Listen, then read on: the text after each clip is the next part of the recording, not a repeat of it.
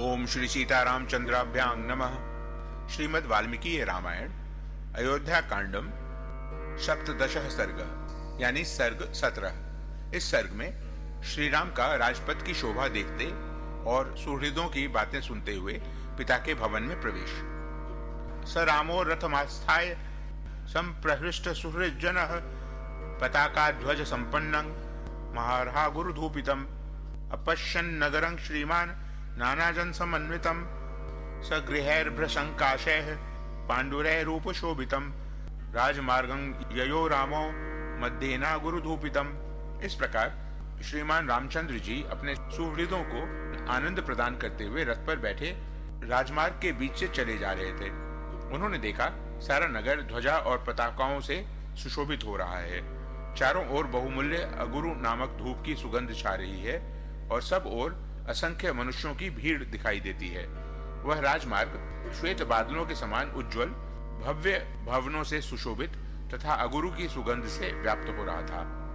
चंदनानां च मुख्यानां मगुरुणां च संचयैः उत्तमानां च गंधानां क्षौमकोशाम्बरस्य च अविद्धाभिश्च मुक्ताभिरुत्तमैः स्फाटिकैरपि शोभमानं संबाधं तं राजपथमुत्तमम् संवृतं विविधैः पुष्पैर्भक्ष्यैरुच्चावचैरपि ददर्श तं राजपथं दिविदेव पतिर्यथा दध्यक्षत विरलाजैर्धूपैर्गुरुचन्दनैः नानामाल्योपगन्धैश्च सदाभ्यर्चित चत्वरम्।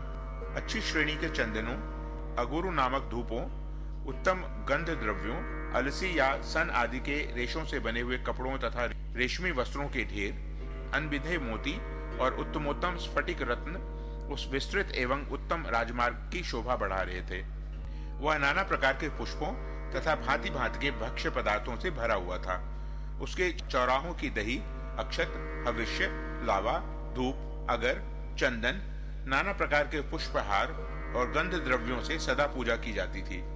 स्वर्ग लोक में बैठे हुए देवराज इंद्र की भांति रथारूढ़ श्री राम ने उस राजमार्ग को देखा। आशीर्वादान बहुन शृण्वन् सुहृद्यः समुदीरितान् यथार्हं चापि संपूज्य सर्वानेव नरान् ययो।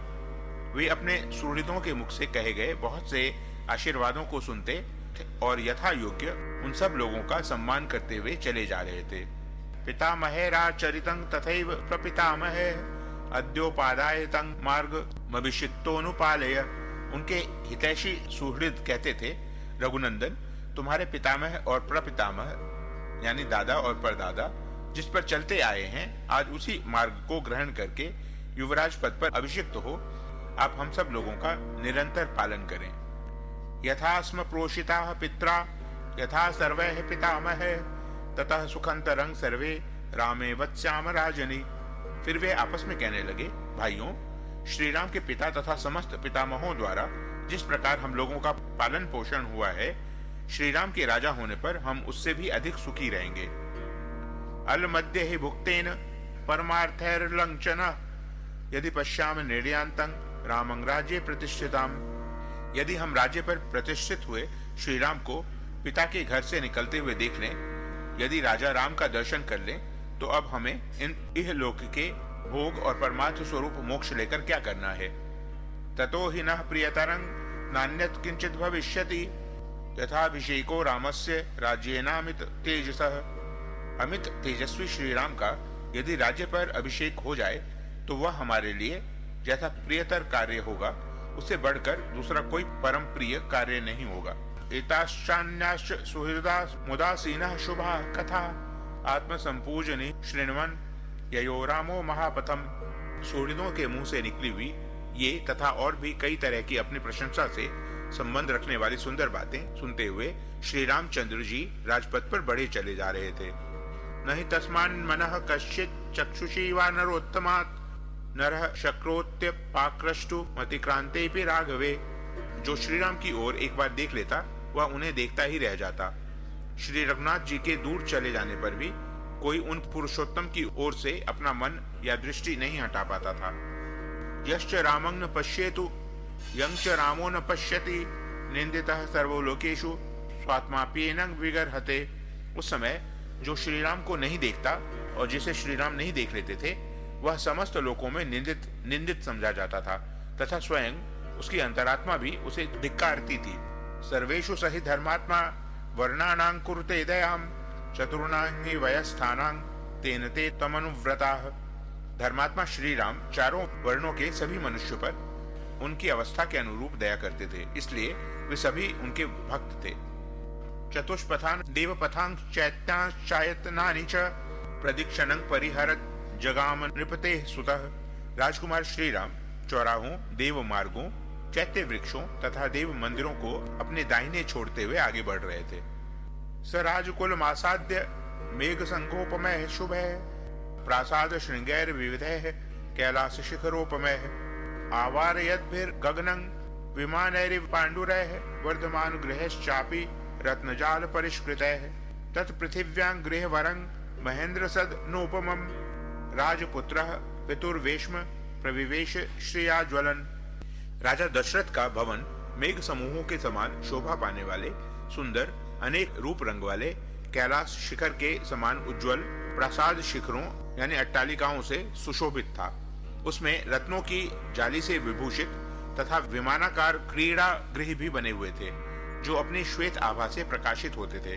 वे अपनी ऊंचाई से आकाश को भी लांघते हुए से प्रतीत होते थे। ऐसे गृहों से युक्त वह श्रेष्ठ भवन इस भूतल पर इंद्र सदन के समान शोभा पाता था। उस राजभवन के पास पहुंचकर अपनी शोभा से प्रकाशित होने वाले राजकुमार श्री राम ने पिता के महल में प्रवेश किया। स कक्षा धन्विभिर्गुप्ता स्त्रोत्रिकम्य वाजिभिः पदातिर परे कक्षे द्वे जगाम नरोत्तमः। उन्होंने धनुर्धर वीरों द्वारा सुरक्षित महल की 3 ड्योढ़ियों को तो घोड़े जूते हुए रथ से ही पार किया, फिर 2 ड्योढ़ियों में वे पुरुषोत्तम राम पैदल ही गए। स सर्वाः समतिक्रम्य कक्षा दशरात्मजः सन्निवर्त्य जनं सर्वं शुद्धान्तः पुरमत्यगात्। इस प्रकार सारी ड्योढ़ियों को पार करके दशरथ नंदन श्री राम साथ आए हुए सब लोगों को लौटाकर स्वयं अंतःपुर में गए। तस्मिन् प्रविष्टे पितुरन्तिकं तदा जनः स सर्वो मुदितो नृपात्मजे प्रतीक्षते तस्य पुनः स्म निर्गमं यथोदयं चंद्रमसः सरित्पतिः। जब राजकुमार श्री राम पिता के पास जाने के लिए अंतःपुर में प्रविष्ट हुए, तब आनंद मग्न हुए सब लोग बाहर खड़े होकर उनके पुनः निकलने की प्रतीक्षा करने लगे। ठीक उसी तरह जैसे सरिताओं का स्वामी समुद्र चंद्रोदय की प्रतीक्षा करता रहता है।